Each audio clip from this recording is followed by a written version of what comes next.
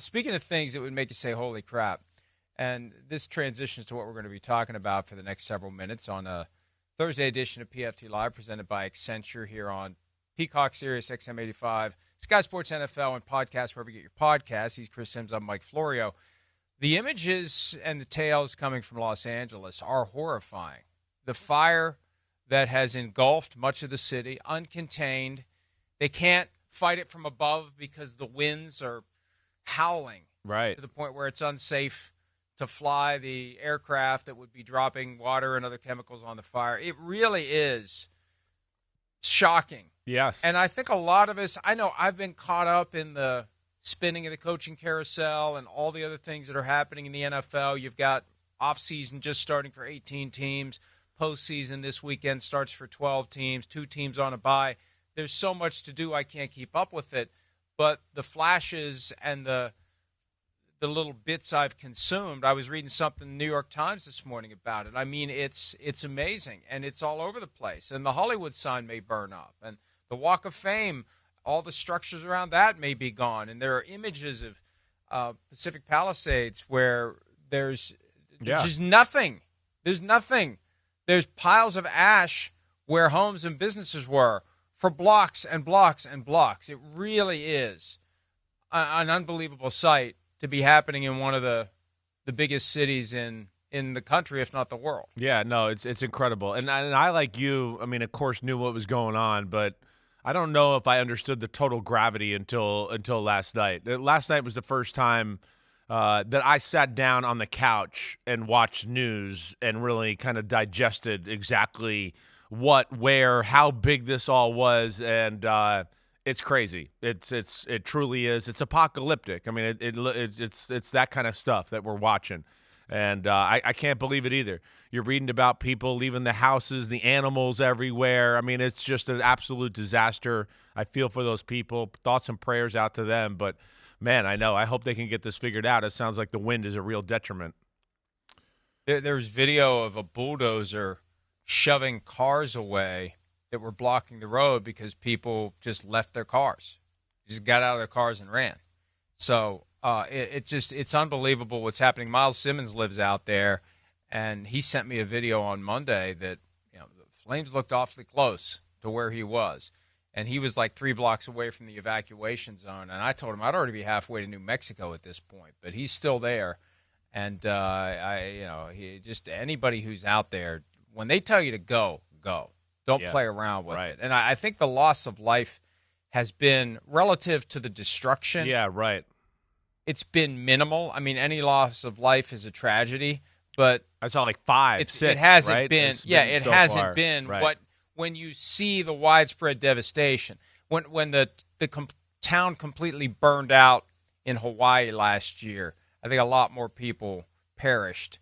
You would see these images, you would be stunned if you learned at the end of the day that only single digits have lost their lives in this fire. It really is a horrific sight, and we hope they can get it contained. That's a problem. They can't even begin to contain it between the winds and the drought. Yeah, it's completely and totally out of control. How close do you think we're getting here? I mean, how close? I don't know if I ever saw a visual last night, right? I mean, how close is it getting to the stadium? How close is it to that area, right? Like to where I know that it might affect the game now. I mean, from what I understand. And then that was news to me when I kind of saw that yesterday. So I just, like I said, I'm kind of shocked by all of it. And, yeah, I don't think I really realized how devastating and horrible it was until yesterday afternoon. I don't think it's anywhere close to Inglewood or SoFi Stadium at this point. But given how it's spread and given that we've still got 4 more days until the game will be played, I don't know what's going to happen. I don't think anybody knows what's going to happen. And then there's the question of air quality. Yeah. Regardless of whether or not the fire gets within the vicinity of the stadium, the air quality out there has to be off the charts bad right now. Oh, That's can't a imagine. factor. Right. And then there's just the idea of the first responders are already stretched pretty thin because of the fire. Right. And when you have a football game, you are putting stress on the system that's already in place when it comes to security and having paramedics available. Right. And so I find it hard to reconcile what's unfolding, especially the more I learn about it and see of it. It's hard to reconcile that with playing a football game in Inglewood on Monday night. They canceled the Calgary-LA hockey game last night, postponed it. They'll make it up at some point down the road. It's a long season for hockey, but that's been postponed. And that's downtown. So here's the Google Maps. Where's Inglewood on there? There's Los Angeles. Well, I see SoFi Stadium right there, the big red dot right in the middle. Yeah.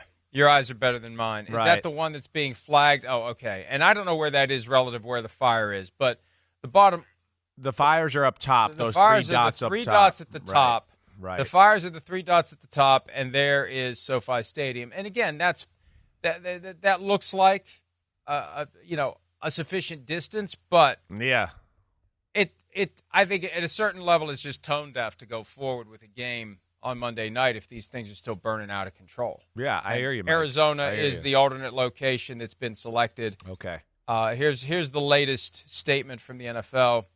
We continue to prepare to play the Vikings-Rams game as scheduled on Monday night at SoFi Stadium. As with all games, there are contingency plans in the event a change in location is needed. In this instance, the game would be played on Monday night at State Farm Stadium in Glendale if necessary. When I first asked the league about it yesterday, the response wasn't dismissive. The response wasn't, it carried that gravity of we're talking to the teams, we're talking to the union, we're closely monitoring the situation as they should. And they got to make a decision, I don't know, by Saturday? I would say Friday? Saturday. Saturday would be the day, I would think. You got to get all the stuff there. Right. The truck that's bringing the equipment. Right. Cameras and all that stuff. They got to get it all there, and they got to get it in position. I've heard stories about how difficult it is for ESPN to get everything in place on a Monday night when there's a Sunday game, especially a Sunday night game. If you've got a MetLife or even a SoFi Sunday night, Monday night turnaround, that's Herculean for them to get everything in position in time for kickoff. So, yeah, they're going to want to get the stuff diverted to State Farm Stadium in Phoenix, Arizona, soon enough to get it all in position and be ready to go. And the teams need to know where to go. The teams need to line up their accommodations to both teams. It's not just the visiting team who's flying in and needs a place. And, a lot of teams for the night before the game, home teams, they'll spend the night in a hotel. So you got to have all that set up. And right. Yeah, it's a lot of work. It's a lot of work. It's a lot of effort. And it's a lot of concern for everyone in L.A. Be smart. When in doubt, I would just I'm serious. I mean, I remember when I was a kid, once a year we'd have to worry about flood and looking out the window and seeing the water creep closer and closer to our neighbors across the street. It's coming up into their backyards, and just that horrible feeling. Could you imagine having that same feeling with, like, you're looking out the house? It's like, when are the flames so close that we need to get the hell out of here? No, I For cannot. Me, right. When you can see them. Yeah. However far away they are, if you can see them, I am gone. I was out there. It's amazing to see the shots of it. Like 5 or 6 years ago when they had the bad fire out there, and that was like crazy because I was somewhat of a distance away from it in L.A., kind of visiting Rams training camp and stuff like that. But the air quality, what you brought up, was certainly an issue. I mean, to where it didn't matter where you went or where you go. It was like, wait, is somebody making a fire right around here? Oh, no, the whole state's on fire. So I hear you. I have a hard time thinking the game is going to be in L.A. I'd had a hard time thinking people around that area are going to be totally concerned with that football game on Monday night. It's tough. It's tough for both teams. It's definitely going to be a competitive disadvantage for these teams going into next week with just the exhaustion of now traveling and your life being thrown, out of whack here. Let alone who knows how many players are affected by, hey, my house is in this area close to this fire and my family had to get the hell out of there. There's definitely guys on that Rams football team that I know live north of SoFi and closer to where those red dot fires are. I know that. So, damn. I mean, yeah, it's big issues there. I feel for them, and I'm with you, Mike. I got a hard time thinking the NFL is going to keep the game there. When I was watching the press conference yesterday, to your point of how quickly it spread and how quickly it can spread, within 10 minutes, it was 10 acres big. At the 20-minute mark, it was 250 acres big. Right? That's insane that it could just spread that quickly, that aggressively. And, yeah, again, thoughts and prayers to everybody out there dealing with this thing.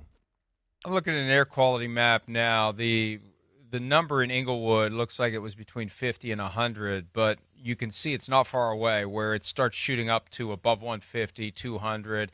We've tracked this before. There were games, I think, at Santa Clara where there were fires somewhere that were impacting the air quality, and there was consideration of moving the game.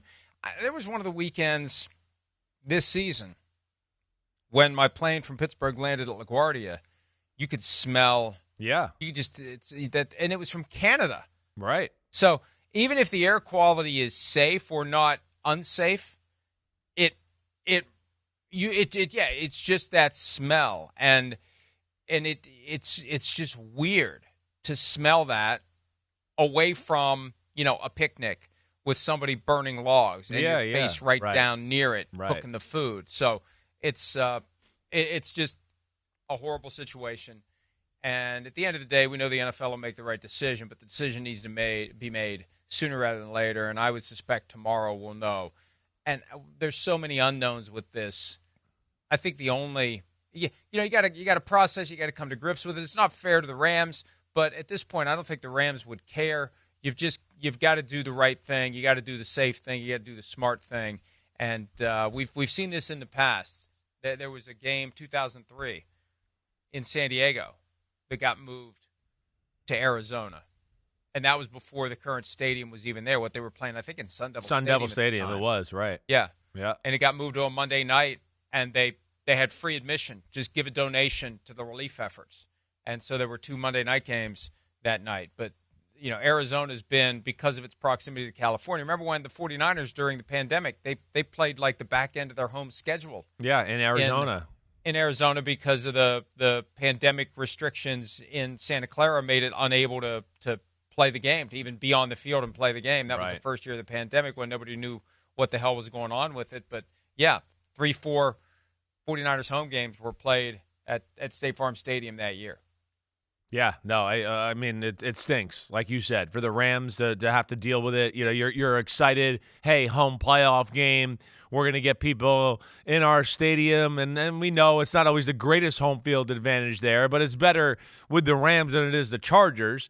And it's still a place where you're just comfortable at. Hey, this is our locker room. The sight lines for the players on the field, we're used to this. We played here. We practiced that. You lose that advantage. You definitely do, let alone now we got to go down the road and maybe stay in Arizona, not one night, but maybe 2 nights, maybe 3 nights. I don't know where it goes from there, and that does stink as far as a football, part of it goes. But, the human aspect, like you said, is far more important.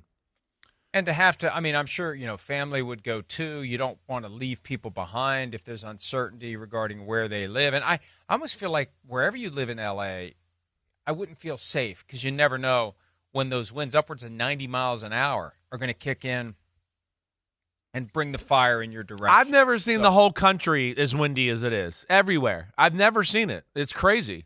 Here, it's 40-mile-per-hour winds for 2 days straight here in the Northeast area. I'm walking in today. It's the type of wind that'll blow you over. I know you're having crazy weather. I'm trying to go to, Texas, Ohio State later today and fly down there. They're having crazy weather down there. It's just it's kind of insane the weather pattern we got going on, and it's just unfortunate, that it's windy and dry out there, and it just keeps giving this fire more and more life. We've got cold, we've got snow, we've got ice, but we don't have wind. Right now it's only 6 miles an hour here. Thank God for that. But we had nearly a foot of snow, and it's not going to be above freezing as far as my – oh, wait, here we go. Monday. What? Oh, it's going to be 33 degrees on Monday. So that's the high. So it's not going to melt very much. And the rest of the days it's going to be under single digits, I think, coming up tomorrow night. But it's just crazy. It's wintertime here, and it really is wintertime. And it's going to stay wintertime for a while. All right, so at least, when you're stuck in the cold and the wind and the snow, you can hunker down and watch some football. We got the college football playoffs tonight, Notre Dame and Penn State.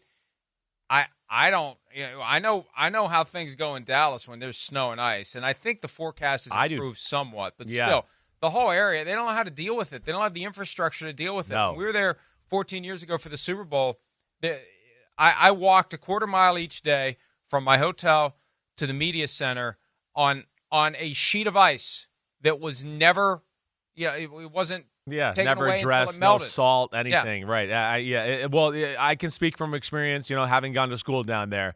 My kids were asking me last night about the weather and all that, and they were like, well, it's not even really going to snow there. I was like, you don't understand. They're not really used to the cold and the ice. And I told them, I was like, guys, if they get a half inch there, the state shuts down. It's going to school in Austin, Texas. We got a few dustings a few times.